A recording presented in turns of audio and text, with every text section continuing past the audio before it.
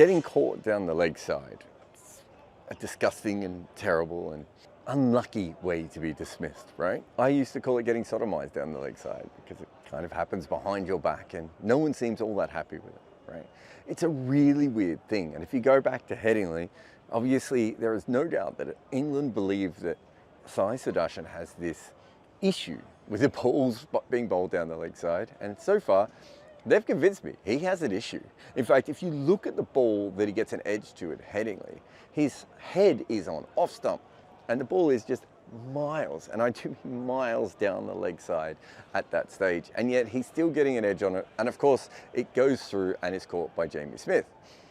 Here, it's not quite as egregious, but again, he's got another edge and it goes through to the wicketkeeper. And this time, Jamie Smith smothers it on his own chest. And so Sai Sudharsan should have been out, caught down the leg side twice in the one series, which is kind of remarkable considering that A, England thought it was a plan, and B, it's really hard to be caught down the leg side, right? Like generally, it's just not something that happens. And so this is a weakness, but what kind of a weakness is it, right? You can't put two leg slips in, or, well, I suppose if you're Ben Stokes, you can put two leg slips in, but you're not gonna have them in all that often.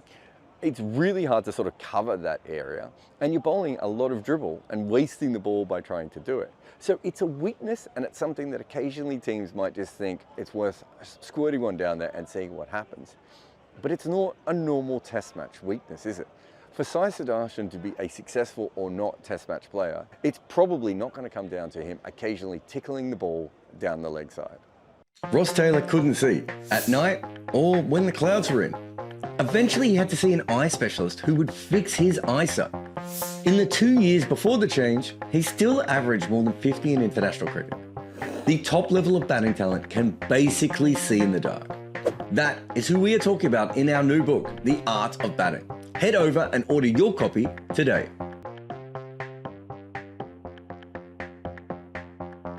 In fact, I've been thinking about the whole leg side trap and everything of how far you can push it as a team. Even England only bowled down leg side to Sai Sudharsan a little bit. So is it kind of like being run out? Like occasionally teams will try it, but it's not really how Sai Sudharsan is going to be dismissed.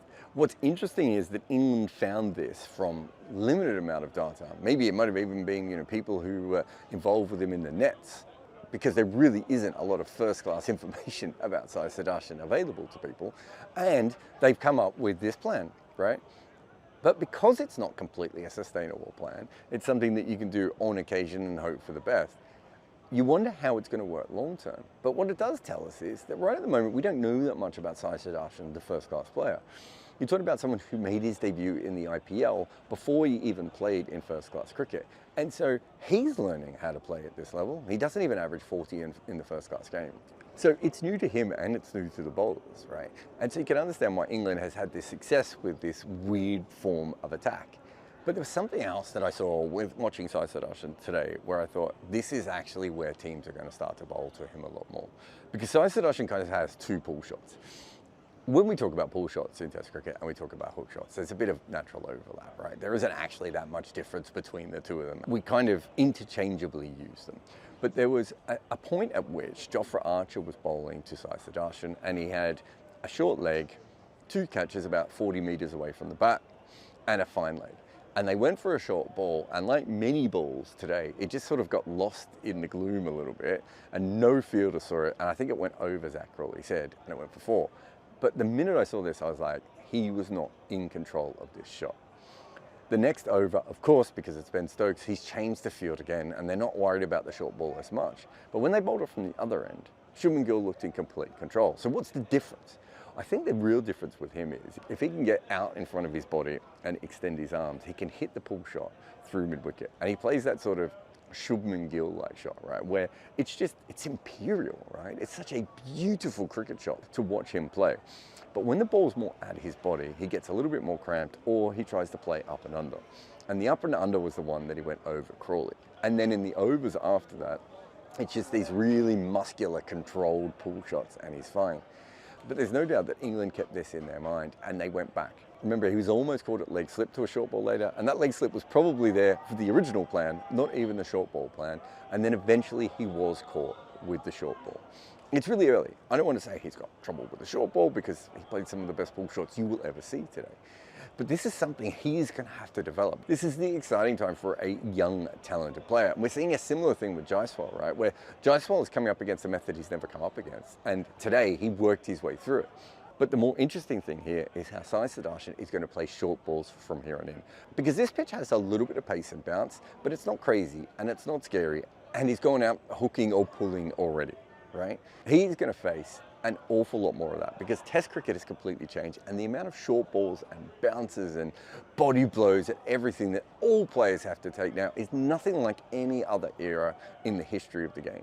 And the minute teams have a look at something and they think they see a weakness, whether it's squirting the ball down the leg side or whether it's in at your body and tucking you up, they're going to keep doing it. So Sai Sudharsan is going to face a lot more short balls because of the way he went out today. It doesn't even mean he's bad at them, but that's kind of how this game works, and especially with the way that England do things, because once they come up with a plan, we see it again and again. But when it comes to Sai Sudharsan, I'm not at all worried about the balls going past his legs. Yes, it says something about his balance, and maybe he's going to have to work out how to not poke at them and everything else. But I am a lot more interested in this young, talented player and how he goes with the balls at his chest. Brian Lara used pot plants to work on his placement. John Wright glued his glove to his bat. Sachin Tendulkar dug up practice pitches. Tatenda Taibu cut the top off his bat. Claire Taylor used a hockey grip. Steve Smith was from tennis. Dean Jones would call phantom runs. And Victor Trumper turned the nets into a war zone to survive. The best batters in the world do whatever they have to make runs. We have told their stories in our new book, The Art of Batting.